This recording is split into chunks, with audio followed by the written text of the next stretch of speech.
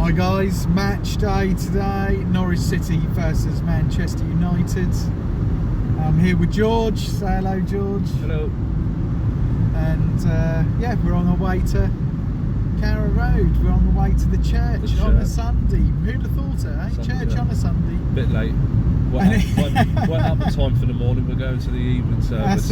That's it. So we're now driving along the Acle Straight, going in the back way, hoping to miss a load of traffic as the trains are off from Yarmouth and Lowestoft to Norwich. So everybody's going to have to either drive or get a bus. But anyway, we seem to be making pretty good headway here. So Norwich versus Manchester. What are you thinking about today's game, George? What do you think the result's going to be? What do you think Manchester United supporters will be expecting today? Well, they're going to be expecting to win, despite recent performances. I think personally, the last couple of games they've been playing a lot better anyway. So I think they're slowly starting to improve. The tables are funny at the minute because 3 points for us will take us out of the relegation zone. 3 points for United puts them in 7th. So it's still quite tight, isn't it? It's still quite tight, and a lot can change. So, of course, 3 points will put us on the same points as Manchester United. Yeah, that's true.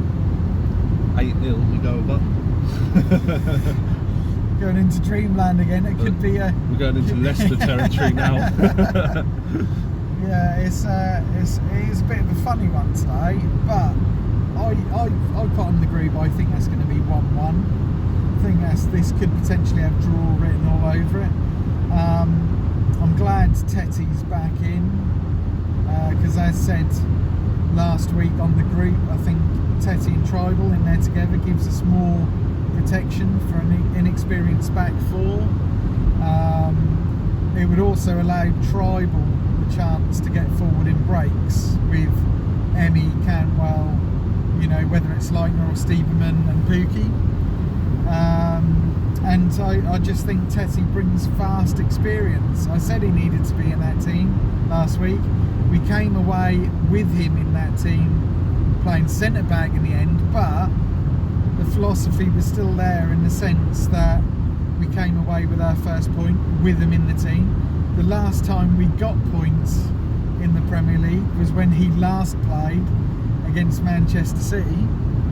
So I think he needs to play in games. I think Tribal needs to play in games. People will say it's too defensive, but Tribal's capable of taking the ball forward, taking people on, supporting the midfield. Well, I think you have to have a decent defensive setup against Man United because you can talk all day about how they've been struggling, but at the end of the day, you've got Marcus Rashford, Daniel James, some of the Martial potentially, if he depending on who he starts with, I suppose. I mean, there's just that three alone is probably more pace than our entire Norwich squad, with the exception maybe of Hernandez. So you've got to keep it tight at the back. Lewis and Aarons are going to have to be on their A game because I think the fullbacks are going to be kept busy today. It's one of them. It's a bit like Man City, what everyone said before there. It's one of them where you say you can do it, but you need to have everyone on their A game. Man United have a bad game and a little bit of luck. Yeah, I just think I don't think Man United are very good. Have a great back four. It's defensively, they have a isn't it? decent back four. I know they got Maguire. I fancy Pookie to score more today than I did against Bournemouth. Yeah, because Bournemouth play tight, don't they? Bournemouth got a good back line as well. I know there's a lot of weird things going on in Manchester. I spoke to one of my mates who's a Manchester United supporter this morning, and I said to him, some people may blame Ollie for what's going on there at the moment, but I think it runs a lot deeper than that. It definitely does, and I think as well, if you look at the performances since Ollie signed they've not been shocking. Every every game they've played, they've lost a lot more than they'd like to lose. But when you look at those games they've lost, they've not been 2-3, 3-0, 3-1. They've been 1-0, 2-1, or draws. Do you know what I mean? They've had a lot of draws, and that tends to make you think. It's a bit like when Farker first came to Norwich. We had a lot of results where we were like, do you know what? We played so well, and it's not worked. What's going on? It's like a club in well, like you say, under Farker, under Solskjaer, excuse me.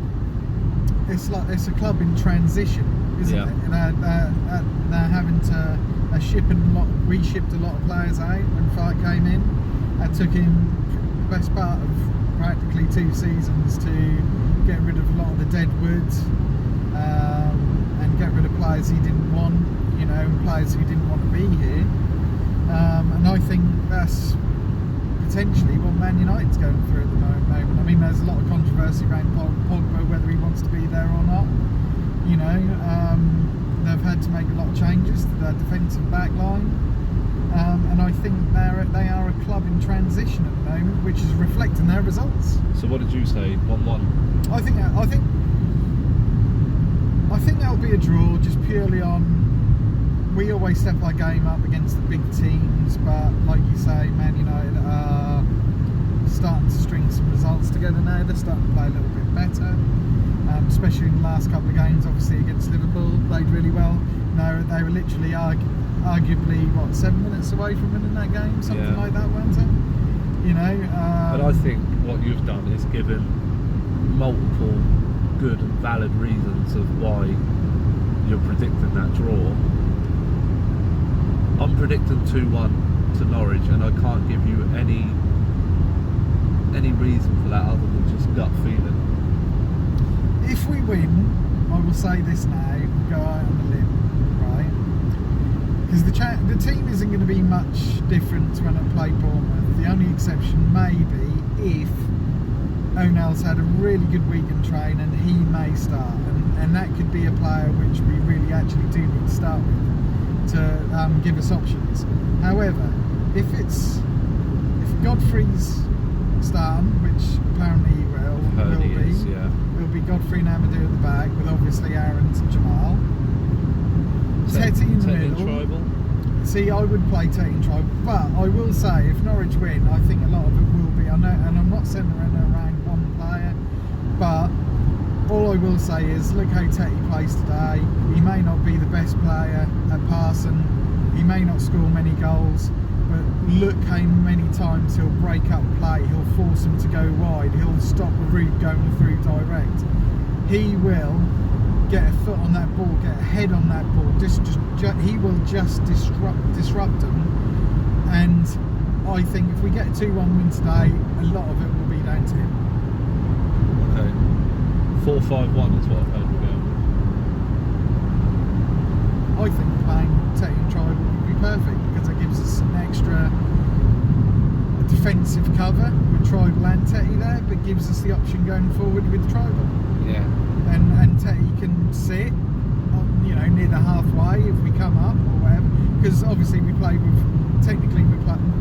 wing backs, because Jamal and Max Aarons gets up the pitch, don't they? Well, I'll give you the monster stat, the one we all like to hear. Right, go on then. Since Timu Puki joined Norwich, he has not gone any more than 4 games without scoring. Last game against Bournemouth, or today, I forget now, I'd have to cast my mind, but I think it's either today or the last game is 4. Okay. I think I heard that he hasn't scored in his last 4. Right, okay. So that would make today the goal day for Timu. Well, coincidentally, I don't always go for Timo Pukki when I put down my goal scorers, but on the 1-1 I did put down Timo Pukki today, so could be a bit of fate playing in there. I think that obviously Man United's front line are on paper 10 times better than ours, but when you look at the back 4, I fancy that Timu Pukki is a better player than any one of Man United's back 4. Yeah, as a footballer, yeah. I know you can't compare a centre back to a striker, but as a footballer, I feel that if Timu Pukki was a defender, he would get straight into United's back 4. Do you see what I'm saying. Yeah, I see where you're trying to I feel like he's a better striker than they are defenders. Yeah. So I think he could potentially have a very good game if he's in a form of his own. Yeah, I obviously he do needs the fancy him service, but today against that back four. You know, I'm not going to lie, I do fancy him today. I'll tell you what, it's a bit of a random point. It's not really relevant. But can you imagine a Ricky Van Wolfswinkel in this Norwich team? Do you know what? Spoke about that exact thing this morning to a Man United supporter, who also supports Norwich. Anyway, as a local team, but obviously Norwich has come onto the Premiership now. Spoke about exactly the same thing. I said if Ricky Van Wolfswinkel, because he's scoring goals for fun again, or he was.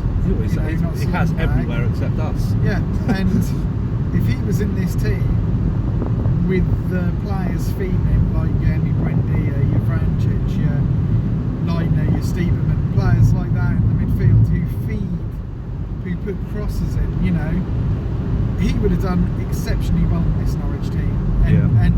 And it is also, and I know some people are going to disagree, maybe so other people would agree, but it is the other thing on the spin of that I said this morning was it's a shame Nelson Oliveira fell out with Daniel Farker, because I think if Nelson was in this team as well, he'd be scoring for fun. Yeah, I mean, what you can argue is that okay, he might not have played in this exact team we have this season, but he was here up until early last season, and I feel like the team we had in the year we struggled was more the team for Oliveira.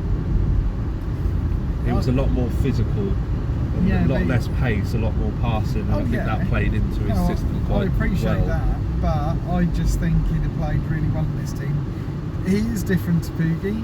He's a completely different striker, but the quality is there to see. He's got so much quality about him. I think Pookie's one of them players where you could play him anywhere except potentially in goal, and he'd put in a good shift. Yeah, that was again. We've seen him like play half a game at right back. Do you know what I mean? I said this is the exact thing I said this morning.